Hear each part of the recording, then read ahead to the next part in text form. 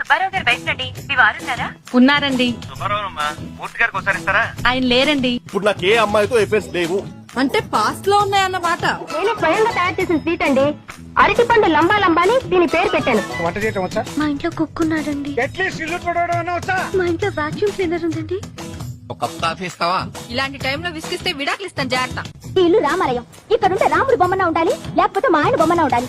పొరుగింటి మంగళ గౌరి వేసుకున్న గొలుసు చూడు, ఎదురింటి పిన్ని గారి కాసుల పేరు చూడు. గోపి, నువ్వు సచ్చావనుకొని ఎవడైతే ఏం లేని అడ్డగాడిదని చేసుకున్నాను. పతివ్రత స్టాండర్డ్లన్నీ మెయింటైన్ చేస్తున్నాను. కానీ ఒకటే లోపం, మనిషిని వీడి దగ్గర ఉన్నాను గానీ మనసు నీ దగ్గర బ్లాక్ అయిపోయింది. నా కోసం మీరు కొట్టే చప్పట్లన్నీ ఆయనకే చెందాలి. నా మెళ్ళు వేసే ప్రతి దండ ఆయన పాదాల మీదకే చేరాలి.